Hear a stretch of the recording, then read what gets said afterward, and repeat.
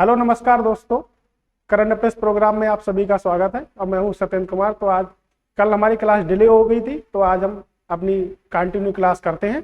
जो भी हमारा डिले हुआ था उसको हम जल्द से जल्द कवर करा लेंगे आपके साथ में। तो पहला क्वेश्चन है हमारा कि हायाबुसा मिशन, हायाबुसा 2 मिशन किस देश ने लॉन्च किया है। पहला ऑप्शन है आपका ऑस्ट्रेलिया, दूसरा है आपका जापान, तीसरा यूनाइटेड किंगडम और चौथा ऑप्शन है आपका अमेरिका। अगर हम बात करेंगे अमेरिका की, तो अमेरिका की जो कैपिटल है आपकी वो है वाशिंगटन डीसी। और बात करेंगे मुद्रा की तो वो है डॉलर। यूनाइटेड किंगडम की अगर हम बात करेंगे तो इसकी राजधानी है आपकी ब्रिटेन। अब मुद्रा की बात करेंगे तो आपकी है पाउंड। ऑस्ट्रेलिया की अगर हम बात करेंगे तो आपकी राजधानी है कैनबरा।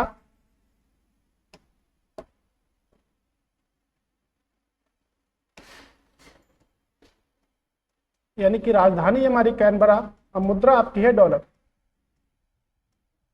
अगर हम बात करेंगे कि हायाबुसा मिशन 2 जो है किस देश ने लॉन्च करा, तो वो आपका लॉन्च करा है यानी कि जापान ने। अब हम बात कर लेते हैं जापान की।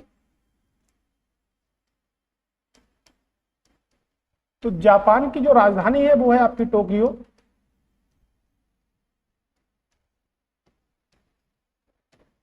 और मुद्रा है आपकी येन। अगर हम बात करेंगे कि प्रधानमंत्री कौन है जापान के वर्तमान समय में, फुमियो किशिदा ये वर्तमान समय में प्राइम मिनिस्टर ऑफ जापान है। जापान का जो सबसे बड़ा शहर है वो है आपका टोक्यो। अगर हम विश्व के सबसे बड़े शहर की बात करते हैं तो उसमें सबसे बड़े शहर का जो नाम आता है वो आपका आता है टोक्यो। यानी विश्व का सबसे बड़ा अगर कोई शहर है तो वो आपका टोक्यो है। और भारत में अगर सबसे बड़ा शहर कोई है तो वो आपका बंबई है। तो हमने देखा जो हमारा क्वेश्चन था इसका जो आंसर होगा वो आपका होगा जापान।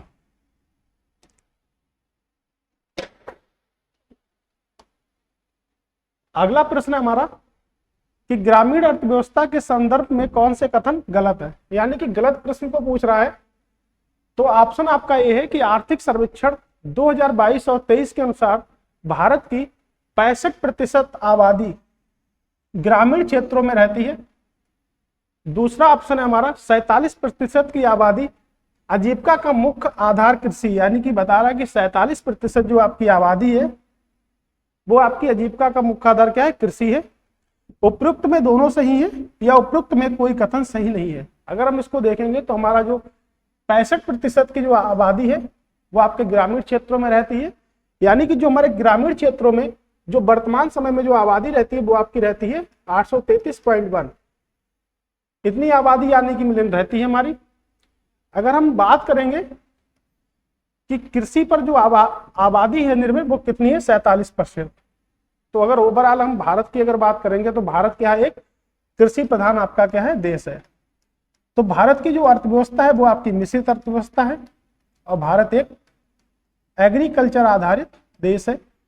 जैसे हमारी पंचवर्षीय योजना चली थी तो पहली पंचवर्षीय योजना का जो मुख्य आधार था वो आपका कृषि था। द्वितीय पंचवर्षीय योजना की बात करेंगे तो मुख्य आधार जो था आपका वो उद्योग धंधे यानी कि उद्योग इंडस्ट्रियल एरिया हमारे दूसरी पंचवर्षीय योजना का आधार था। तो पहली पंचवर्षीय योजना का जो आधार बनाया गया वो क्या बनाया गया, हमारा कृषि को बनाया गया था। आर्थिक सर्वेक्षण क्या है, तो जो हमारा बजट होता है उससे 1 वर्ष पुराना जो आपका लेखा जोखा होता है उसको हम क्या कहते हैं, आर्थिक सर्वेक्षण की श्रेणी में रखते हैं। अगर हम बात करते हैं कितने प्रतिशत जो जनसंख्या है हमारी, यानी कि जो हमारी पॉपुलेशन है उसमें से अगर हम पूछते हैं कितना प्रतिशत भाग शहरों में रहता है और कितना परसेंट ग्रामीण में रहता है, 68 पॉइंट जो आपका 84% जो भाग है वो आपका ग्रामीण क्षेत्रों में रहता है। और अगर हम बात करें 31.2% जो भाग है वो आपके शहरी क्षेत्रों में रहता है। यानी कि 68.84 जो आपका परसेंटेज है वो आपका ग्रामीण क्षेत्र यानी कि रूरल एरिया में रहता है। और जो आपका शहरी क्षेत्रों में रहता है वो आपका रहता है 31.2। यानी कि 31.2 जो एरिया है हमारा वो अर्बन में रहता है आपका। अगर हम जनसंख्या की बात करेंगे तो जनसंख्या दिवस हम 11 जुलाई को मनाते हैं, और जनसंख्या के अध्ययन को हम कहते हैं डेमोग्राफी। यानी कि अगर हम बात करना है कि स्टडी ऑफ पॉपुलेशन किसे कहेंगे, तो स्टडी ऑफ पॉपुलेशन हम कहेंगे डेमोग्राफी को, और जनसंख्या दिवस मनाते हैं हम 11 जुलाई को। बहुत ज्यादा इंपॉर्टेंट है, तो आप कृपया करके इसको याद रखें। तो हमारे दोनों स्टेटमेंट यानी कि इसका सही आंसर होगा कि उपयुक्त में कोई नहीं, यानी कि कोई सा कथन आपका गलत नहीं है, तो आपके दोनों कथन सही नहीं है ऊपर। प्रश्न है कि देखो अपना देश किस मंत्रालय की पहल है। बात करेंगे पर्यटन मंत्रालय, ऑप्शन नंबर ए। दूसरा है आपका रक्षा मंत्रालय, तीसरा है आपका सड़क व परिवहन मंत्रालय, और चौथा है आपका वित्त मंत्रालय। अगर हम बात करते हैं वित्त मंत्रालय की, तो वित्त मंत्री है वर्तमान समय में निर्मला सीतारमण। अगर सड़क परिवहन मंत्री की बात करेंगे तो नितिन गडकरी हमारे सड़क परिवहन मंत्री हैं। अगर हम बात करेंगे अपने रक्षा मंत्री की, रक्षा मंत्री हैं आपके राजनाथ सिंह। राजनाथ सिंह हमारे रक्षा मंत्री हैं। तो इसका जो सही आंसर होगा वो होगा हमारा देखो अपना देश किस मंत्रालय की पहल है, तो इसका सही आंसर जो होगा वो आपका होगा अजय पर्यटन मंत्रालय। आपका जो सही आंसर होगा वो होगा आपका पर्यटन मंत्रालय। ओके, प्रश्न है आपका कि centre for science and environment, यानी कि पूछ रहा है कि centre for science and environment के अनुसार भारत की सबसे प्रदूषित मेगा सिटी कौन सी है। ऑप्शन है आपका इंदौर, दिल्ली, गाजियाबाद, और ऑप्शन है आपका कोलकाता। आपको बता दें कोलकाता जो है वो आपके हुगली नदी के किनारे है।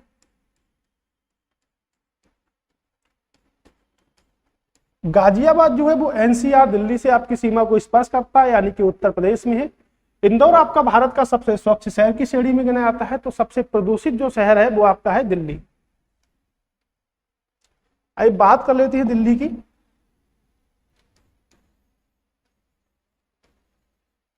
दिल्ली के जो आपके सीएम है वो हैं अरविंद केजरीवाल।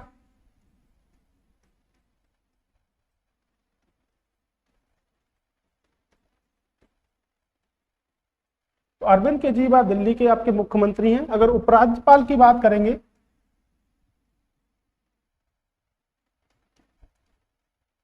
उपराज्यपाल को हम लेफ्टिनेंट गवर्नर या प्रशासक भी बोलते हैं, यानी कि उपराज्यपाल जो हैं वो आपके हैं विनय कुमार सक्सेना।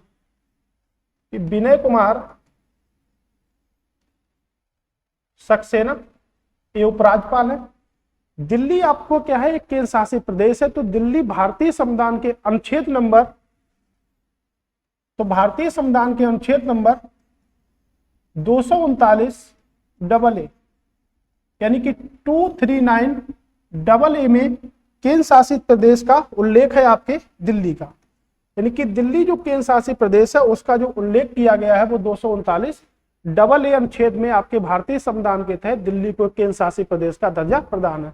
अगर हम बात करेंगे दिल्ली क्या है वर्तमान समय में भारत की राजधानी है, लेकिन जब भारत की राजधानी शुरू में बनाई गई थी तो आपकी क्या बनाई गई थी कोलकाता, यानी कोलकाता भारत की कैपिटल थी। तो कोलकाता भारत की कैपिटल थी जिसको 1911 में घोषणा कर दी गई लॉर्ड हॉर्डिंग के द्वारा। इस समय वायसराय जो थे वो आपके कौन थे, लॉर्ड हॉर्डिंग थे। तो इनके द्वारा घोषणा कर दी गई कि राजधानी कोलकाता से स्थानांतरित करके कहां बनाई जाएगी, दिल्ली को बना दिया जाएगा। यानी कि 1912 में जो हमारी राजधानी थी वो कहां बन गई आपकी दिल्ली। तो दिल्ली को राजधानी हटाने का मुख्य कारण यही था कि दिल्ली में सभी प्रशासनिक कार्य हमारे हो जाते थे, और जो आपका कोलकाता वो समुद्री तट होने के कारण वहां पे प्रशासनिक कार्य पूरी तरह से हमारे नहीं हो पाते। इसलिए वायसराय ने सोचा कि राजधानी को क्या बना दिया जाए, दिल्ली। तो कोलकाता से दिल्ली राजधानी बना दी गई 1912 में। उसके बाद में ये हमारी पुरानी दिल्ली थी, यानी कि इसको अगर हम बोलेंगे तो इसको क्या बोलेंगे, पुरानी दिल्ली। अब अगर हम बात करेंगे कि पुरानी दिल्ली से नई दिल्ली राजधानी कब बना दी गई, तो नई दिल्ली जो राजधानी बना दी गई वो बना दी गई आपकी 13 फरवरी 1931 को। यानी 13 फरवरी 1931 को क्या करा गया कि दिल्ली से राजधानी क्या बना दी गई, दिल्ली बना दी गई। तो जब कोलकाता से दिल्ली बनी थी तो वायसराय हमारे कौन थे, लॉर्ड हॉर्डिंग थे। लेकिन जब 13 फरवरी 1931 को जब राजधानी कहां बनी, नई दिल्ली बनी, तो इस समय जो वायसराय थे वो कौन थे, आपके लॉर्ड इरविन थे। यानी कि लॉर्ड इरविन ने वैलेंटाइन डे से एक दिन पहले जो राजधानी थी वो कहां परिवर्तित कर दी, आपके नई दिल्ली को राजधानी बना दिया। अब दिल्ली जो है वो हमारे एनसीआर क्षेत्र में आता है, यानी कि दिल्ली जो आपका है वो आपके राष्ट्रीय राजधानी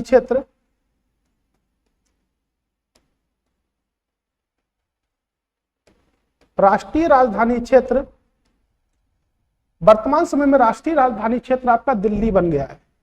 तो ये जो घटना, ये जो कार्यक्रम था वो आपका 1992 में था, यानी कि दिल्ली से राजधानी क्षेत्र कहां बन गया, आपका दिल्ली बन गया। तो अब हम बोलते हैं एनसीआर दिल्ली। आज हम दिल्ली को जो बोलते हैं एनसीआर दिल्ली। तो 1992 में लागू हुआ था। इसके लिए एक संविधान संशोधन किया गया था, 69 संविधान संशोधन, 69 संविधान संशोधन 1991, यानी कि 69 संविधान संशोधन 1991 के तहत दिल्ली को राजधानी क्षेत्र दिल्ली घोषित कर दिया गया। तो दिल्ली एक केंद्र शासित प्रदेश है जिसकी जो चर्चा की गई है के संक्षेप में आपके आ रही है 239 डबल ए में। थोड़ी सी बात और करते हैं दिल्ली की। तो दिल्ली में आपका एक लोटस टेम्पल है, तो लोटस टेम्पल है, अगर लोटस को भी हम बना लेते हैं तो कुछ इसी प्रकार का लोटस आपका टेम्पल बना हुआ है। तो लोटस टेम्पल जो है वो आपके भाई धर्म से संबंध रखता है। तो विश्व का एकमात्र ऐसा मंदिर है जिसमें कोई भी मूर्ति नहीं है, यानी कि यहाँ पे जो पुस्तकों की पूजा की जाती है तो भाई धर्म के जो लोग हैं वो आपके पुस्तकों की ही पूजा करते हैं। इसीलिए लोटस टेम्पल विश्व का एकमात्र ऐसा टेम्पल है जिसमें कोई भी मूर्ति आपकी नहीं है। तो आपके दिल्ली में स्थित है और ये भाई धर्म से संबंध रखता है, इसीलिए इसको हम शांति का प्रतीक कहते हैं। अगला प्रश्न है हमारा कि भारत के सर्वोच्च न्यायालय, यानी कि बात कर रहा है सुप्रीम कोर्ट ऑफ इंडिया ने एक उच्च स्तरीय समिति जिसे किसी भी बचाव या पुनर्वास केंद्र या चिड़ियाघर द्वारा जंगली जानवरों की खरीद या कल्याण का काम सौंपा गया है कि अधिकार क्षेत्रों में शक्तियों की वृद्धि की गई है कि अध्यक्षता किसने की, यानी कि ओवरऑल जो भी खरीद करी गई है जानवरों की उसके लिए एक समिति का गठन किया गया, तो उसकी अध्यक्षता किसने की है। ऑप्शन है आपके न्यायमूर्ति दीपक वर्मा, ऑप्शन है न्यायमूर्ति आपका प्रीतिकर दिवाकर, धनंजय यशवंत चंद्रचूड़ यानी कि न्यायमूर्ति, और चौथा ऑप्शन है आपका राजेश बिंदल। अगर हम बात करते हैं तो आपके वर्तमान समय में चीफ जस्टिस ऑफ इंडिया,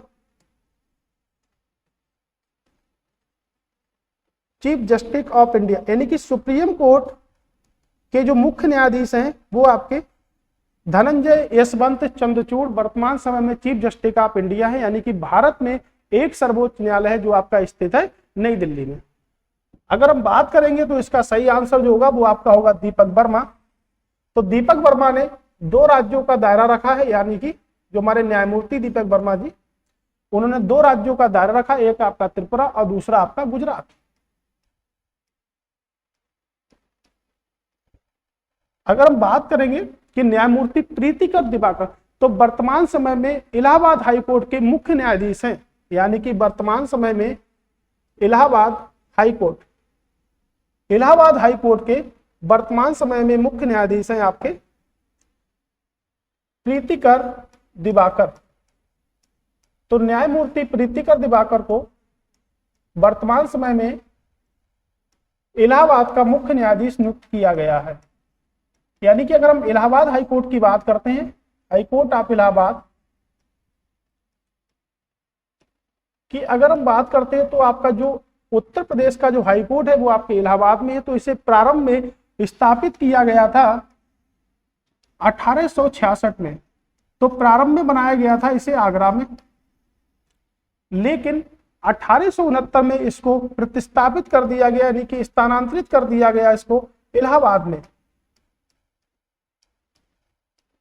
लेकिन हमने इसको 11 मार्च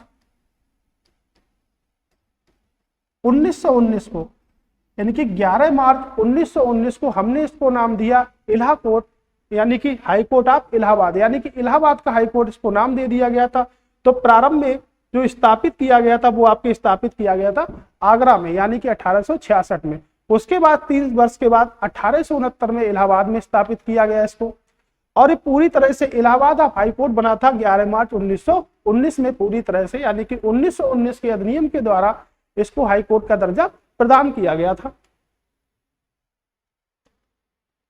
ओके, अगर हम बात कर ले कि अनुच्छेद 216,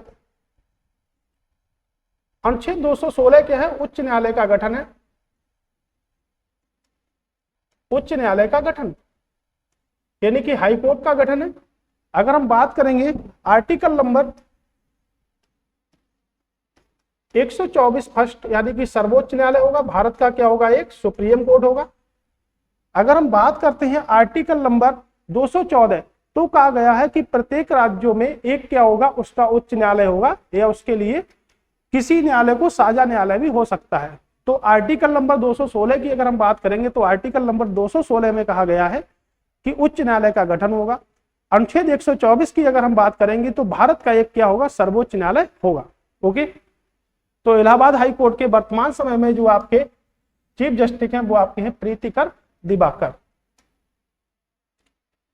अगला प्रश्न है हमारा कि पेंसिल पोर्टल किसकी पहल है? रबड़ उद्योग की, बाल श्रम की, या आपके कागज उद्योग, या उपयुक्त में कोई नहीं है? कोई नहीं इनमें से। अगर हम बात कर रहे थे कागज उद्योग, तो कनाडा का मॉन्ट्रियल, कनाडा का मॉन्ट्रियल जो शहर है वो आपके कागज उद्योग के लिए प्रसिद्ध है। अगर हम बात करते हैं रबड़ उद्योग की, तो रबड़ जो आपके रबड़ उद्योग का जो मुख्यालय है आपके, वो आपके केरल में है, यानी कि रबड़ उद्योग का जो मुख्यालय है वो आपके कहां पर है? केरल में है। तो अगर हम इसकी बात करेंगे तो पेंसिल पोर्टल किसकी पहल है? तो पेंसिल पोर्टल यानी कि हमारा लक्ष्य बाल श्रम मुक्त भारत, यानी कि बाल जो भी छोटे बच्चे हैं उनकी जो मजदूरी है उसको श्रम मुक्त भारत करना है, सरकारी योजना चलाई गई है। तो उसके लिए एक पेंसिल पोर्टल को लॉन्च किया गया है जो आपके बाल श्रम से संबंधित है। बाल श्रम को पूरी तरह से क्या कर दिया जाएगा? समाप्त कर दिया जाएगा इसमें, यही इसकी प्राथमिकता, यही इसका क्या है? उद्देश्य है। तो इसका जो सही आंसर होगा वो आपका क्या होगा? बाल श्रम। तो पेंसिल की बात कर लेते हैं तो पेंसिल में आपका क्या होता है? ग्रेफाइट होता है। ग्रेफाइट जो है वो आपके कार्बन का अपर रूप है। सीसा पेंसिलों में अगर पूछा जाए सीसा की प्रतिशतता कितनी होती है, सीसा पेंसिलों में सीसा की प्रतिशतता जो होती है वो आपकी बिल्कुल क्या होती? 0% आपकी प्रतिशतता होती है। ओके,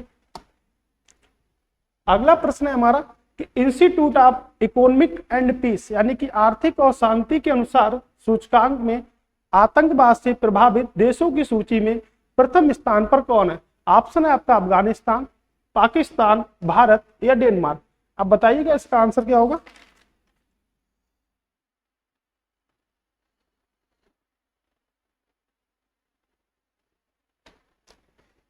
अगर हम इसके सही आंसर की बात करेंगे तो इसका जो सही आंसर होगा, जैसे हम देख लेते हैं तब तक आप बताइएगा क्या होगा आंसर सही। यानी कि डेनमार्क की बात करेंगे तो कोपेनहेगन, अगर बात करेंगे तो क्रोन इसकी मुद्रा है, कोपेनहेगन इसकी क्या है? कैपिटल है। तो डेनमार्क में विश्व का सबसे बड़ा द्वीप आपका ग्रीनलैंड स्थित है। तो ग्रीनलैंड जो द्वीप आपका स्थित है वो आपके कहाँ स्थित है? आपके डेनमार्क में स्थित है। अगर हम भारत की बात करेंगे तो अभी प्रीवियस बात करी थी दिल्ली की, तो भारत की जो कैपिटल है वो आपकी दिल्ली होगी और मुद्रा जो होगी वो क्या होगी? आपकी रुपए होगी। अगर पाकिस्तान की बात करेंगे तो कैपिटल होगी आपकी इस्लामाबाद। अगर सही आंसर की बात करेंगे तो आपका सही आंसर जो होगा वो आपका क्या होगा? अफगानिस्तान। अगर अफगानिस्तान की बात करेंगे तो अफगानिस्तान जो है वो आपका कौन सा नंबर का है? यानी कि फर्स्ट नंबर पर है। तो अफगानिस्तान इस सूची में आपके फर्स्ट नंबर पर है। ओके, अगर हम बात करेंगे तो अफगानिस्तान की जो भाषा है वो आपकी क्या है? पाश्तो, यानी कि अफगानिस्तान की जो भाषा है वो आपकी क्या है? पाश्तो है। अगर हम बात करेंगे कि अफगानिस्तान की जो सीमा है वो कितने देशों से लग रही है, या भारत के किस राज्य से लग रही है, और क्या भारत से लग रही है? नहीं लग रही है। अगर लग रही है तो किस दिशा में वो भारत की सीमा से लग रही है? ओके, अगर हम बात करेंगे तो अफगानिस्तान की जो आपकी जो यानी कि ये आपका नॉर्थ हो गया, ये आपका साउथ हो गया, ये ईस्ट हो गया, ये क्या हो गया आपका वेस्ट हो गया। अगर हम बात करेंगे पश्चिम की, तो पश्चिम में जो सीमा लग रही है वो आपकी ईरान से सीमा लग रही है। अगर पूरब की बात करेंगे तो पूरब में जो आपकी सीमा लग रही है वो आपके कहाँ की सीमा लग रही है, आपकी रसिया की सीमा लग रही है, यानी कि रूस की सीमा लगती है। और अगर हम यहां से बात करेंगे नॉर्थ ईस्ट की, अगर हम बात करेंगे तो आपकी चाइना, अगर हम नॉर्थ ईस्ट की बात करेंगे तो आपकी चाइना लग रही है। और उसके बाद में अगर हम बात करेंगे तो आपकी इंडिया की सीमा भी यहीं से लगती है। अगर अफगानिस्तान की नॉर्थ सीमा की बात करेंगे तो तजाकिस्तान से लगती है, तुर्कमेनिस्तान से लगती है, और हमारी यानी कि तजाकिस्तान से लग रही है आपकी।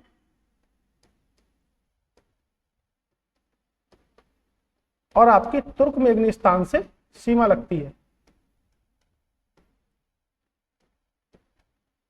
तो अफगानिस्तान को इस सूची में आपके फर्स्ट प्लेस पर रखा गया है।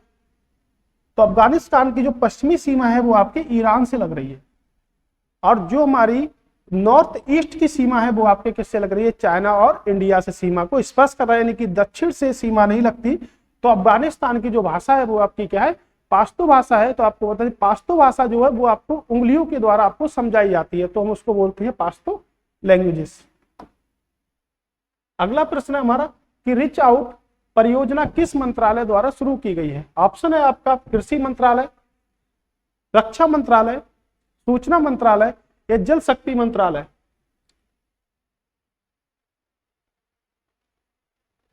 रीच आउट परियोजना की अगर हम बात करेंगे तो रीच आउट परियोजना, ये सभी ऑप्शन गलत है रीच आउट परियोजना के लिए। तो रीच आउट जो परियोजना है वो आपके पृथ्वी विज्ञान मंत्रालय द्वारा स्थापित की गई है, यानी कि रीच आउट जो परियोजना है वो आपके पृथ्वी विज्ञान मंत्रालय द्वारा स्थापित की गई है। अगर जल शक्ति मंत्रालय की हम यहां से बात कर लेते हैं तो आपके मिनिस्टर हैं गजेंद्र सिंह शेखावत।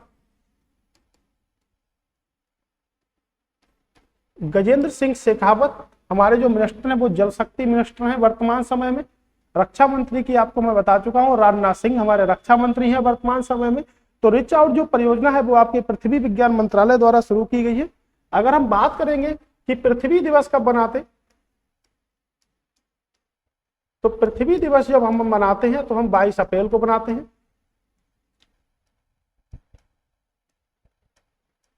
अगर हम विज्ञान दिवस की बात करेंगे तो विज्ञान दिवस हम 28 फरवरी को मनाते हैं। विज्ञान दिवस हम 28 फरवरी को मनाते हैं। अगर हम जल दिवस की बात करेंगे तो जल दिवस हम 22 मार्च को मनाते हैं।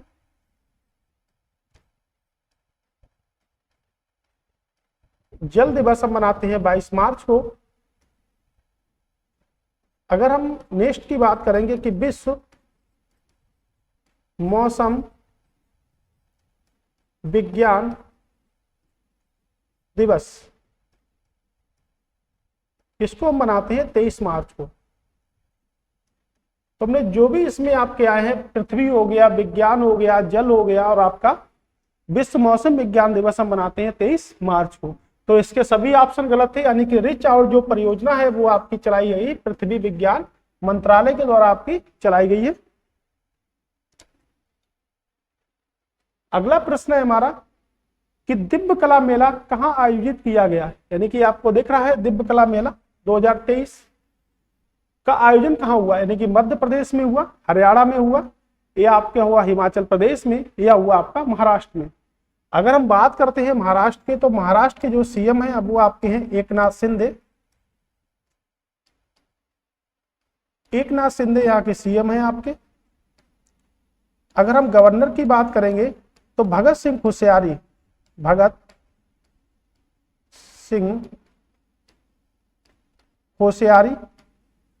यहाँ के आपके गवर्नर हैं। अगर हम बात करेंगे कि डीएलआर नंबर कितना है महाराष्ट्र का, तो महाराष्ट्र का डीएलआर नंबर की अगर हम बात करेंगे तो महाराष्ट्र में जो आपकी लोकसभा की सीटें हैं वो आपकी 48 हैं। राज्यसभा की सीटें आपकी 19 हैं और जिलों की जो संख्या आ रही है वो आपकी निकल के आ रही है 33। यानी कि ओवरऑल हमारा जो स्टेटस है, यानी कि यहां से हम सिर्फ लोकसभा सीटों की बात कर लेते हैं, तो लोकसभा की जो सीटें हैं राज्यसभा की, यानी कि लोकसभा की सीटें हैं आपकी 48 और राज्यसभा की सीटें हैं आपकी 19। अगर हम विधानसभा सीटों की बात करते हैं तो विधानसभा सीटों की संख्या आपकी है 288, यानी कि लोकसभा सीटें आपकी 48 हैं और आपकी जो राज्यसभा की सीटें हैं वो आपकी 19 हैं और विधानसभा की सीटों की बात करेंगे तो 288 है। इसका जो सही आंसर होगा वो होगा आपका मध्य प्रदेश। अगर बात कर लेते हैं मध्य प्रदेश की, तो मध्य प्रदेश के सीएम है आपके शिवराज सिंह चौहान, गवर्नर है आपके मंगू भाई पटेल, और जहां पर हमारे मध्य प्रदेश का अभी हमने देखा कि इंदौर शहर जो आपका भारत का कई वर्षों से स्वच्छ शहर का दर्जा हमको प्राप्त है। अगर हम बात करेंगे और भी मध्य प्रदेश में, तो मध्य प्रदेश में खजुराहो आपका जो चंदेल शासकों के द्वारा जिन मंदिरों का निर्माण कराया गया, जिसे विश्व विरासत सूची में शामिल किया गया 1989 में, तो 1989 में विश्व विरासत सूची में इसको शामिल किया गया। भीमबेटका की गुफाओं को भी शामिल किया गया 2003 में, तो भीमबेटका की गुफाओं को 2003 में शामिल किया गया। और सांची का जो स्तूप है उसको आपको अशोक के द्वारा बनाया गया था, सॉरी ये आपका खजुराहो जो है उसको आपका 1986 में स्थापित किया गया था, और जो सांची का जो स्तूप है उसको 1989 में स्थापित किया गया। यानी कि सांची का जो स्तूप है वो आपके अशोक राजा महान सम्राट अशोक ने बनवाया था, यानी कि अशोक ने टोटल मिला के 84,000 स्तूपों का निर्माण कराया था, यानी कि 84,000 टोटल मिला के 84,000 स्तूपों का निर्माण कराया था। लेकिन वर्तमान समय में हमको दो ही दिखाई देते हैं, एक आपका सांची का स्तूप और दूसरा आपका सारनाथ का स्तंभ, जो आपके उत्तर प्रदेश में आपके भारतीय सिक्के मुद्रा पर जो अंकित है अशोक चक्र, वो सम्राट अशोक का प्रतीक है। यानी कि वो स्तूप हमको दिखाई देता है।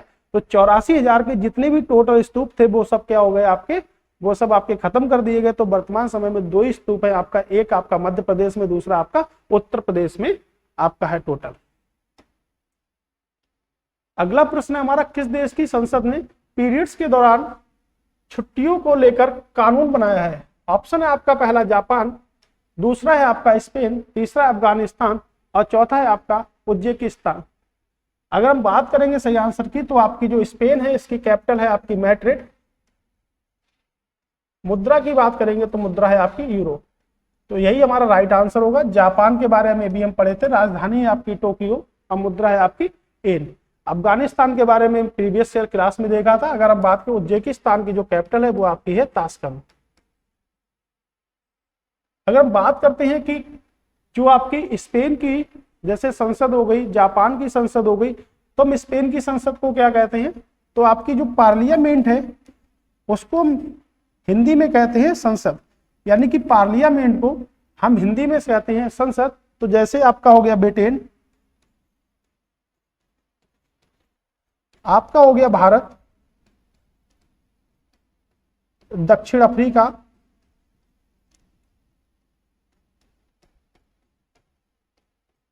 यानी कि इतने जो आपके देश हैं, तो इनकी जो आपकी ऑस्ट्रेलिया को भी हम इसमें शामिल कर सकते हैं।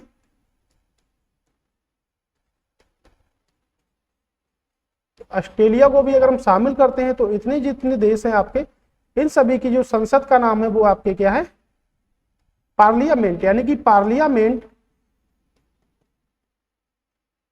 आपके जो 5 देश आते हैं उन सभी की संसद का नाम आपके पार्लियामेंट है। अगर अफगानिस्तान की संसद की बात करेंगे तो 16 आपके अफगानिस्तान की संसद का नाम है। अगर हम जापान की संसद की बात करेंगे तो आपकी जापान की जो संसद है वो आपकी है डाइट, यानी कि जापान की संसद का नाम है डाइट। ठीक है,